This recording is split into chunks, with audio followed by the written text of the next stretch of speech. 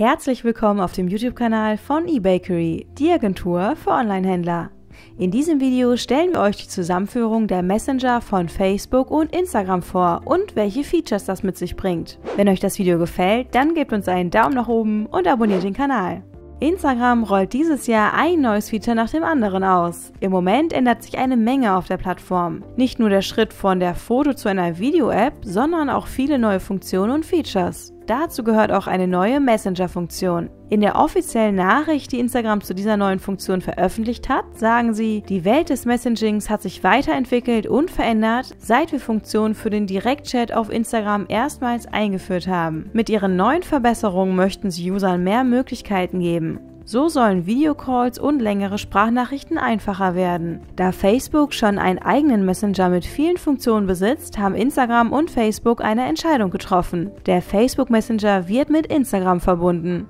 Mit diesem Schritt möchten sie alle Funktionen ihres Messengers auch auf Instagram zur Verfügung stellen. Das Update sollen User dabei selbst durchführen. Zu diesem Update werden zusätzlich 10 neue Features für den Messenger hinzugefügt. Eins davon ist der Selfie-Sticker, der eine Mischung aus Boomerang, Emojis und Selfie ist. Eine weitere neue Funktion ist das Feature Gemeinsam ansehen. Mit diesem kann man während eines Videoanrufs gemeinsam ein IGTV-Video ansehen.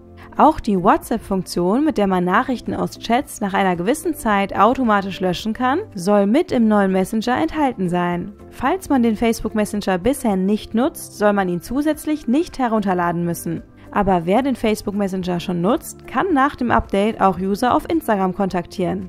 Außerdem sollen User festlegen können, ob Nachrichten und Anrufe in den Chats als Nachrichtenanfrage oder überhaupt nicht erhalten werden. Das neue Update soll auch eine neue Option zur Privatsphäre bringen. So sollen User selbst entscheiden können, ob Nachrichtenanfragen in der Chatliste oder im Ordner Nachrichtenanfragen angezeigt werden. Außerdem sollen User mit diesem Tool verdächtige Aktivitäten melden und User blockieren können, um keine unerwünschten Nachrichten und Anrufe zu erhalten. Der neue Instagram Messenger wird zunächst nur in einigen Ländern freigeschaltet. Es ist laut Instagram aber geplant, dass er in den kommenden Monaten weltweit verfügbar sein wird. Außerdem bleibt es spannend, denn Instagram kündigt noch weitere Tools an, die in Kürze kommen sollen. Was haltet ihr von diesen Neuigkeiten und nutzt ihr den Facebook Messenger? Schreibt es uns doch mal in die Kommentare. Bei weiteren Fragen wendet euch gerne direkt an die Experten von eBakery. Wenn euch das Video gefallen hat, dann gebt uns einen Daumen nach oben und abonniert den Kanal. Viel Erfolg wünscht euch euer eBakery-Team.